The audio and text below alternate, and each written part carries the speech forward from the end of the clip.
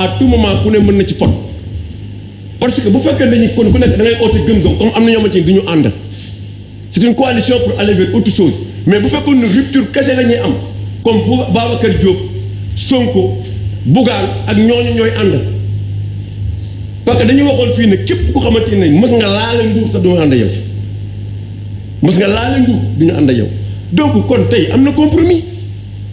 il y a des compromis qui ont été faits donc politique aussi nii la nañ leen ko nangul na ngeen ko nangul aussi parfois ni nga xamante dañu nekk opposition pouvoir ñu leen koy xalaat. gëm leen ne aussi yéen tey bu ñu leen attaqué sur ce sens na ngeen xam ne aussi nit ñi waxuñu ko parce que dañu bëgg a xamal ne da ngeen ñu ko waxoon te amul donc foofu il y a problème lu nit di wax da koy gëm moo tax am na benn jour maa ngi gis Karim Xurum Xaar mu ne am na benn poste kii bu mu def damay dégg parfois dinaa leen déglu ñuy wax nee na képp kuy mbokk Sonko na nga ko jëli fa mu ne rocc ko xëcc ko parce que foofu mu nekk noonu du place am parce que ñamu àndal bokkuñu même logique. Abdou Karim Gueye wax na ko waaw mais bi ñuy wax Sonko si en 2000 ne dem na élection mais c'est parce que il était dans cette logique de rupture moo tax mu am li mu am. Personne ne pouvait jamais imaginer aujourd'hui que cette coalition tey ñu ngi ko def avec les Khalifa Sall avec cette dame qui taxait Ablaye Wade de fantomas et qui à un moment donné est venue avec Wade jusqu'à arriver aujourd'hui à Yewwi muy kii mbuuj boobu. oui mais c'est que politique tamit dafa am fu muy yegg foo xamante ne yéen yéenay wax ñun ñëpp fi toog ku wax ñu indi la vaar comme que vaar nag dafa am. mais Omar waaw mais dañoo nekk ci contexte boo xamante ne quand même il faut ñu dem ci ay coalition normal nag bu ñu wax ay contexte boo la waxee contexte rek kon nañ bàyyi yenn wax yi de rupture donc bëgguma aussi ñi ñuy taxaw naan ay rupture te à un moment donné contexte bi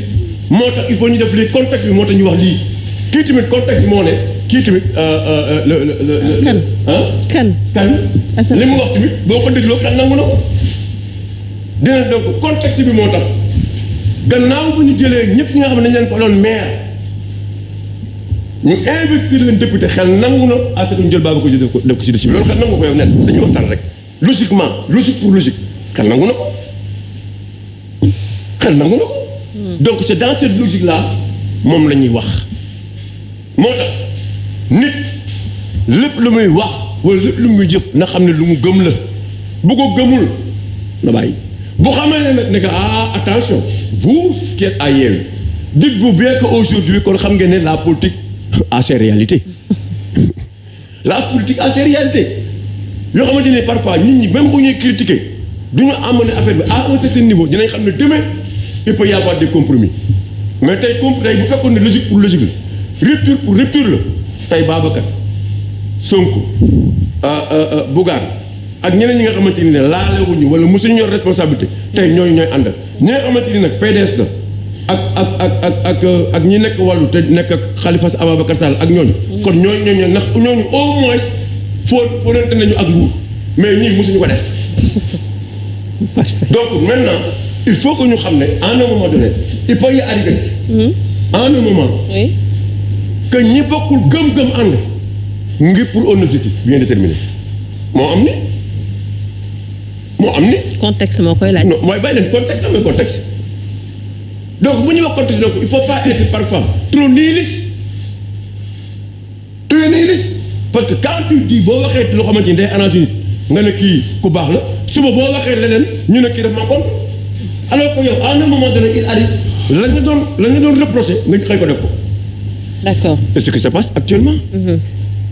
C'est ce qui se passe actuellement et c'est regrettable parce que ñoom ñoo wax. Quand tu dis le communiqué bi nga xamante ne moom la Babacar Diop def ak les déclarations faites par les autres avec rek c'est-à-dire du Babacar moo def mooy FDS waaw di exprimer une position individuelle mais directoire politique FDS moom moo génne ko exactement maintenant boo gisee communiqué bi ñuy def ak les déclarations faites par les dissidents on peut les considérer comme ça comme des dissidents ou bien au moins par des frustrés ki nga xamante ni ils ont des partis politiques ils ont montré ce dont ils sont capables dans ce pays tey def da nga naan il y a problème te profil investiture yi ñoom dégagé woon nañ ko profil investiture yi tey bu ñu ko xoolee man ma xool yenn profil investiture yi ñu def di nga xam ba xam Babacar mii mérité na à ce que même bu dul Thiès nekk ci à une position confortable ou pas maintenant nag comme ni ko mon ami wax léegi day yeewi waxee nit boo situation dina am tollu fa mu ci ne dinañ xam ne fii kat il y a des problèmes mais il faut qu'on essaie maintenant de voir comment on peut faire pour au moins wàññi yenn problème yi xam ne ñun ñëpp ñoo bokk gis-gis xam ne véritablement lii mënul ñàkk ñu jël maintenant xool nan la ñuy demee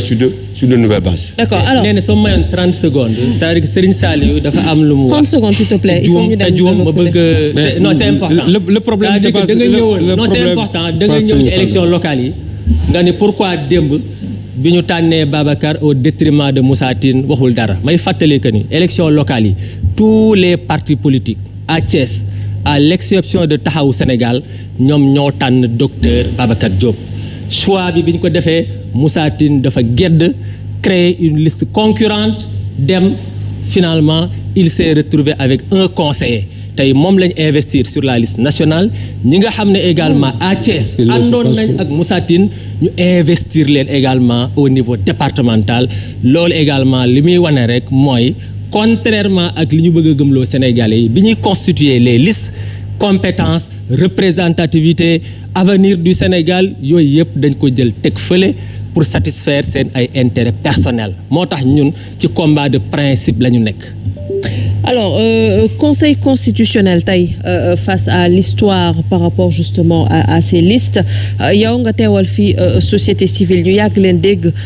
ci wàllum élection lan lañ mën a jàpp wala lan lañ mën a xaar tey ci conseil constitutionnel déjà. man ne kii sànq Omar Faye dafa wax lu am solo bi muy rappeler son plaidoyer pour Rufisque dafa am benn kii quelques secondes rek bu dal ay étudiants yi def spécialisation en DS. xam nga souvent les médecins au Sénégal duñu wax parce que surtout les médecins yi nekk ci au niveau supérieur donc daf ci am ay médecins jamono ji yuy def spécialisation DS diplôme interuniversitaire yi daf ci am ñoom dañu war a dem Paris eggali ci ko depuis lors ñi ko déposé ñëpp ambassade France daf leen ko refusé ne leen menace santé publique la te am na si ñoo xam ni oncologie la ñuy def donc loo xam ne ni tey boo xoolee côté cancer lu ñu manqué la te ñun fii amuñu école boobu ñu jël décision boobu ne dañ leen koy refuser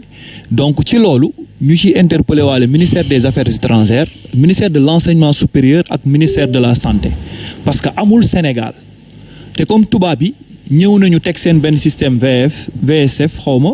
boo xam ne genre arnaque la on comprend pas da ngay dugal sa xaalis da ngay perte da ngay am ay courtier booy woote téléphone ak lépp di ci gagner ay milliards loolu kenn waxu ci te ñu ngi koy ut fii ci biir réew mi beneen bi mooy kaawu étudiants yooyu nga xam ne ku lu mel ni LISCA ak ñu mel ni feju cancer ak radiothérapie ak ñi nga xam ne ñooy def loolu comme amuñu école bi te ñoom ñu ngi dem di ko jàngi ji interuniversitaire bi Covid bi amee ñoom ña nga doon France ñu bëggoon leen fa tey defal leen ay contrat léegi nag ñu tere leen ko te gisuñu ku leen ko jooyal ñuy profité fii di wax ministère des affaires étrangères bari na sommet yu ñuy dem ak tournée yu ñuy dem ci hôtel yi di def ay per diem ak di tëdd ci ay congrès yooyu gis nañu aussi tamit tubaab yi nekk fii aussi tamit am fi ay intérêt yu bari su fekkente ne ni ñun suñuy doom dañoo am ay problème ñu ngi interpeller état bi di wax tamit politiciens yi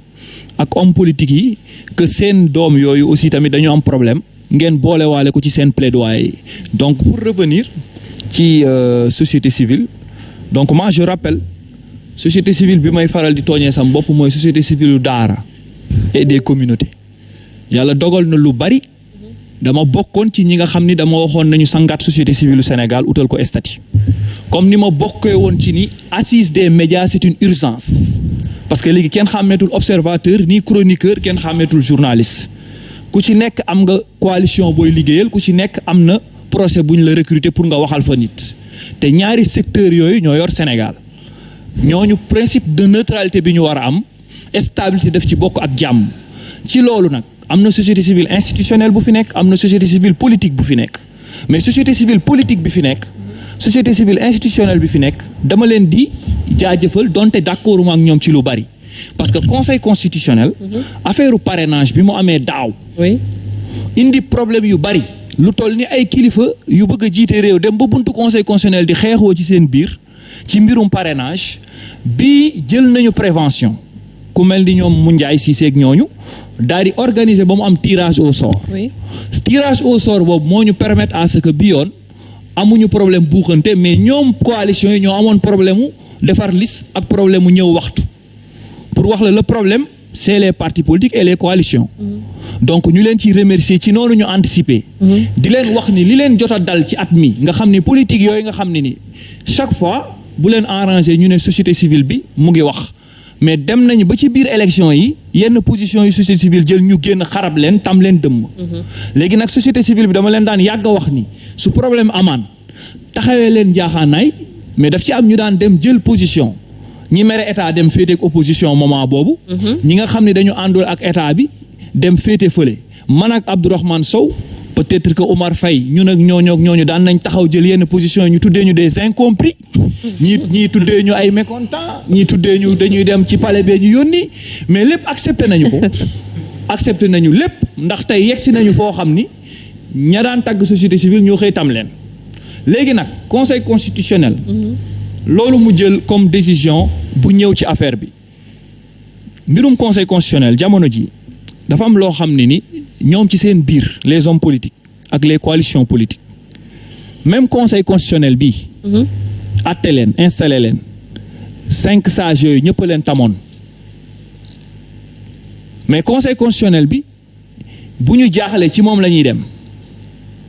bi conseil constitutionnel jëlee première décision mi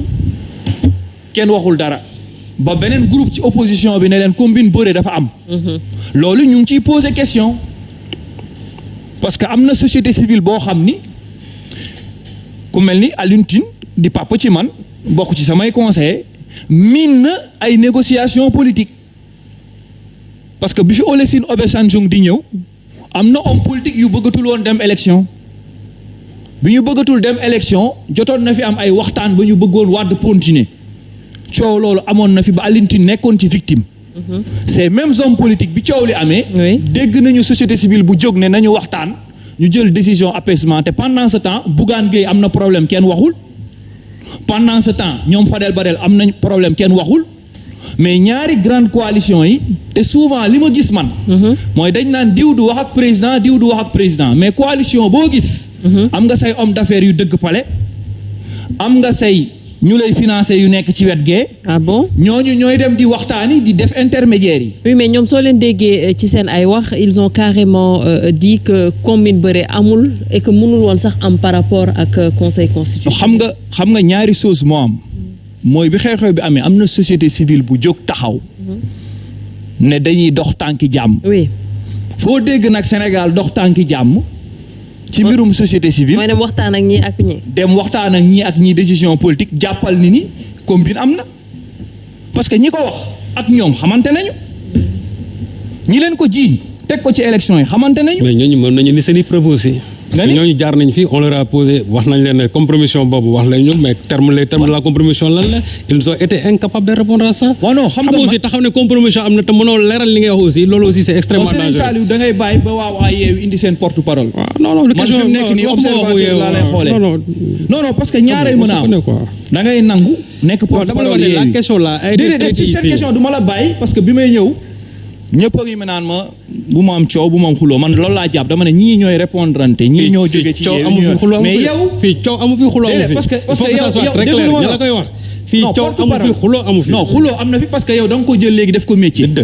waaw d'accord non parce que léegi da nga ko def sa métier bopp ak sa activité bopp te ñun te man gis naa Sénégal fii coalition bu ne recruter nga sa journaliste recruter nga sa chroniqueur recruter nga sa observateur dugg ci débat yooyu quand même. non Aïcha loolu am ci réew mi non loolu am ci réew mi léegi nag benn moment bu ma ñëwee bu may wax ci lii dama ne coalition aar ak ñeneen nee nañu combine bëre am na waaw loolu amul seen ci réew mais da nga jàpp donc ne wala bu ñu amul preuve it dama ni coalition B Yewwi Askan Wi diim nañu dañu falsifier seen liste DG moo ko falsifié. oui waaw léegi loolu dafa amoon dëgg jéemuñu ñu ko woon gëmloo ba coowal Saliou Sarr génn ci coalition ba la génn tamit ñëw wax ñu leneen waaw beneen coalition ñëw wax ñu leneen lu tax ñu mën a nangu ñii du ñu nangul ñee moo tax ma ne la li xew conseil constitutionnel comme dañ ne décision politique lay rendre parce que nee nañu institution politique la dégg naa fii ñu wax ko. mais bi wax affaire bi di am na société civile bu jóg te société civile bi jóg di dem lu tax amuñu woon cohérence boobu ci yeneen bi mu amee ci affaire parrainage yi lu tax ñu ciblé ñaari organisation yi te ñi composé ñaari organisation yi man ma xam le parce que dama def ci ñoom 25 ans nag ak 30 ans fekkee tous les coalitions fekkee tous les coulisses xam coalition bu nekk kan moo nekk sa ginnaaw ak koy waxal ma nekk ci seen biir lu may wax daf may leer mais comme dama taxawee fii ci wàllum société civile faruma fii faruma fee fee yi laay teg parce que dama ni ñoom ñoo ñuy jël ay en otage boobu ba léegi depuis 1962 moom la ñu yàgg a wax man ak Abdourahmane Sow que ni homme politique yi dañu jël en otage coalition yi c'est des combines sax ñoom coalition yi c'est des arnaques c'est des escroqueries képp kuñ ci jël. Amadou Ba n'est pas d'accord avec. non mais Amadou Ba mën na bañ a d'accord parce que Amadou Ba ci coalition la liggéey ba ñu yóbbu ko mairie affecté ko fa. clientélisme moom la ñuy mujjee après pour insérer mën nañu d'accord parce que système boobu la ñu nekkoon parce que looloo am fii Sénégal bu ñu wootee manifestation ñiy génn ci mbedd bi di wàcc c'est leur client politique bu ñuy def coalition c'est l'objet de séddoo ak waxtaan ku ne ak looy jël ak tamit li gars yi wax d'accorduma ci. maire yi lu tax ñu leen di nangul def cumul mandat bi mooy maire yi ñooy cotiser l'argent des contribuables bi nekk ci collectivités locales yi moom la ñuy cotiser bu ñuy def manifestation lii lié coalition yi en général mooy ku fa ëpp xaalis ak ku fa ëpp bailleur loolu moo am ci coalition yi parce que ci la ñu nekkoon loolu moo lié aussi les fronts parce que dafa jot sénégalais yi ñu éveiller leen yeewi leen wax leen dëgg balaa ngay yeewi da ngay yee sénégalais yi position boobu la ñu nekkoon looloo tax nag ma ne la lii xew nii tey conseil constitutionnel man société civile li ma ci am ci jàngat rek mooy jot na comme ni ñu amee woon code consensuel bu Kéba Mbaye ñun société civile bi les acteurs politiques ñi nga xam ne ñooy def économie 80% de l'économie nga xam ne homme politique yi souvent ay chômeurs lañu souvent ils se déclarent des consultants ñenn ñi benn métier rek la ñu am ñu mujj transformer politique bi en industrie seen clientèle politique bu ñu faloo ñoom la ñuy fal man 2009 def naa liste mais bi ñu paree nan la ñuy séddoowee liste bi parti sangam loo joxe parti sangam loo indi parti sangam ñaata nga am. mais est-ce que tax na ñu koy jël pour une généralité est-ce que tax na ñuy jël justement cas boobu di ko def généralité. waaw parce que moo am xam nga dafa am benn leader politique bu ne woon est-ce qu'il n'est pas temps qu'on évalue les coalitions au Sénégal. mais lui il est dans une coalition. à le voir on a l'impression qu'il veut dire le contraire de ce que tu es en train de dire. déglu ma buubuma tooñ xam nga dama ne bi ñu paree élection locale rek moom génn na ci chômage gi mu nekkoon. parce que ma ne à force de mettre en place ces coalitions à force d'écouter ces politiques écoles yi nañ ko tëj ak université yi parce que bu ñuy dem élection l'objet de leur discussion nan la ñuy séddoowee les mairies et les postes stratégiques bu ñu paree élection poste adjoint maire yi dañ koy séddoo bu ñuy defar liste yi ñoom coalition yi ñi nga xam ne ñooy ëpp li ñuy cotiser ñi nga xam ne ñoo ëpp ay bailleurs ñooñu ñooy toog waxtaan ñooy décider am na ñu nekk ci liste yi ñoo xam ne seen bailleur de fonds moo leen fa dugal loo waaw loolu laa la wax ne la moo am fii donc benn coalition nag musula wax ni maa gagné contexte mooy tax ñu gagné Benno Siggil Sénégal après les assises nationales 2009 dañoo jël toutes leurs personnes yóbbu ko proportionnel Pikine Ouest bi ñuy dem dañ ne du ñu gagné ñun politique yi nañ dem làkkatu ci proportionnel bi yàlla dogal Pape Malick gagné avant ñuy dem élection ñoom coalition yëpp a ngi réunir nuñ koy daaneele parce que arrangé wuñu ndax dafa yor esprit société civile loolu dund naa ko ci biir coalition. D'accord. bi ñu nekkee ci mairie c'est le même fonctionnement. bu ñuy defar liste c'est le même fonctionnement. bii di ñëw le contexte Ousmane Sonko ak crise bi am. phénomène am ma ne mer ngeem buy ak faj mer yi ñoo taseeg ñu mer. loolu moo leen jox urne yi yëpp ñu am li ñu am ni yëpp bi ñu paree nag ba installer seen mairie yi problème bi fa la tàmbalee. loolu nag lañ prolongé yóbbu fi mais li ma si jaaxal mooy sénégalais yi ñooy jàngat ñi demagul élection. demagul coalition. ba pare di xëccoo di xulloo. di tamante avant coalition bi bugaat nañu lii moo raw yëfi dëmm Thierno Bocoum tim ni ñu ne ñu ñett laay interpellé li ngeen def tegu leen ko dëgg tegoo leen ko ci yoon waaw ma ne ñooñu ñoo ñuy diriger ci parlement bi ñooñu war a saytul suñuy loi ñooñu duñu respecter charte ñooñu gëmante wuñu ñooñu dañuy tëdd di tëju di def coulisse ñooñu dañuy def combine bëre pouvoir bi fële dañuy séddoo pouvoir bi fee dañuy xool ñoom ku ñuy dugal kuñ dul dugal maa ngi seen ci ay seeni liste ay kuramaki ay saagakat seen ci ay Farba Ngom waaw ñooñu tey ñooñu war a diriger ñun askan wi moo war a seetaat boppam wala la presse poser le vrai débat ñu xam les profils sénégalais ci ñan la ñu jublu loolu mooy le débat man bi ma bëgg ñun ñi ñu poser ko parce que ñii logique bi ñu nekk nii si la ñu nekk te ñu ngi ñuy defal saupoudrage bëgg a yóbbu affaire yi va-t-en-guerre entre ñaari coalition pour fàttaloo nit ñi alors que ñoom ñëpp kenn ku ci nekk booy dem assemblée pour am poste boo liggéeyee la wala poste booy cotiser sa parti mais pas pour liggéeyal askan wi. Moussa Niang yow tamit nga toogal fii gëm sa bopp ñu gis ne que da ngeen ginnaaw bi ma la nuyoo da ngeen def ay recours encore ñaari ci conseil constitutionnel déjà mën nga revenir rapidement ci recours yooyu yan recours la déjà lan ngeen ci xaar. waaw nee na Aïcha ñi ngi lay fay di leen gërëm bu baax a baax ci invitation di rafetlu aussi plateau bi débat yi ni muy demee donc avant may démarrer damay féliciter di kontaan bu baax ci ndam li nga xam ni Sénégal amati na ko rawatina sunu umma islam muy sunu sëriñ sunu maam Cheikh Mahi Niass jaloore bi mu defati fii ci Sénégal ak ci bitim réew donc ne serait-ce que loolu ñu ngi ci am fierté di ci kontaan di ñaan yàlla yeneen ndam fekkaat ko ci mu amaat ci yeneen ndam ci sous région bi ak feneen foo xam ni mi ngi tàkk. donc bu ñuy ñëw ci la grande coalition gëm sa bopp def nañ ay yu bari yoo xam ni dañ ko adressé aux institutions yi nga xam ni dédiées. donc bi ñuy rejeté dañuy génneel ay autres motifs génneel ñu ay tailles non conformes dem nañ fexe ba indi ay preuves teg ko ci table bi ñu demee DGE dañu jox benn document boo xam ni c'est plus de 800 pages ñoom fàtte nañ ñu sax ñun dañu am sax fichier électoral bi maanaam après élection locale yi yor nañ ko donc bi ñu demee ñun dañoo xoolaat vérifier li ñuy wax ni taille non fa conforme am nañ photocopie carte d'identité ci suñu base de données ñu xool taille non conforme ba xam décision bi nga xam ne moom la DGE génnee conforme na ak déet wala déet ñu xool aussi ba xam ñi ñuy wax naan ay non électeurs lañ amuñu carte électeur ba xam loolu dëgg loolu du dëgg mais il s'est trouvé que la DGE li mu doon wax yëpp ay charivari la parce que ñun dañu conserver woon ay photocopie carte d'identité mais photocopie carte d'identité bu ñu ko confronté ak liste bi dañu gis ni ñi nga xam ne dañ leen seppi ni duñu ay électeurs lañ dañu am numéro ak électeur. mais recours boobu defoon ngeen ko ñu. def nañ ko conseil constitutionnel rejeté ko. ñu dem rencontrer une partie de la société civile wax leen ko mais tey li ñu gis ni société civile bi li muy gën di prôné mooy décision d'apaisement. mooy ñi nga xam ne tey am nañu comment dirais-je am nañ capacité def tyrannie ñu fexe ba nga xam ni apaisement dafay am ñu bañ a dire le droit alors que loi électorale dafa leer. dafa wax ni lii boo ko respecté war nga mën a bokk ci ñi nga xam ñoom ñooy jongante ci élection yi.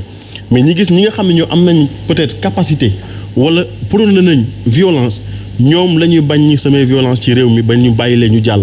contrairement ak ñi nga xam ni wax dëgg yàlla li ñu laaj ci parrainage ñoom matal nañ ko ba denc ba conditionné ñi nga xam ni tey mooy grande coalition gëm sa bopp ak ku mel ni Fadel Barro ak ñu mel ni ñoom Serigne Boub. beneen tamit mooy li ñuy wax ci taille non conforme yi génne nañ tam ay preuves matérielles yoo xam dañ ko tegaat ci table bi dem gis waa Sénat déposer fa suñuy missive mais dañuy gis ni Sénat li muy def dafa noppi bu baax a baax noppi bu waxatul dara ci élection yi te xaaruñu ko pour mu garder le silence dañ ko xaar pour muy prononcer wu ci élection yi parce que dafa nekk benn organisation boo xam ni élection yi de bout en bout daf ci war a participer. beneen bi moom mooy. beneen bi moom mooy. le conseil constitutionnel. oui ñu ngi koy xaar. ci missive bi nga xam ne moom lañ déposé waat. lan parce que. Sénat génn na fi benn texte boo xam ne dafa wax ni. amul benn organisation politique boo xam ni dafa déposé seen ay listam ci délai yi nga xam ne moom mooy délai de rigueur yi. ñu ngi koy xaar aussi loolu tamit mu wax ci li nga xam ni moom la ñuy xaar mu di ci le droit. beneen bi mooy la grande coalition gëm sa bopp mu ngi déployé wu à travers le Sénégal fu mu mën a dem. wane preuve yi wane ni ñun dañu war a bokk ci élection yi ñun dañu porter préjudice par rapport ak loo xam ni anomalie la ñu ngi koy dem di wax ñëpp waaye gis nañ ni société civile bi rôle bi mu waroon a jouer une partie de la société civile li mu ci waroon a jouer gis nañu doxu ko. donc seen recours déjà porte ci bi ngeen déposé conseil constitutionnel pour que ñu rejeter toutes ces listes yoo xamante ne déposé wu ñu à temps. spécifiquement boo xoolee dañ ni Benno Bokk Yaakaar warta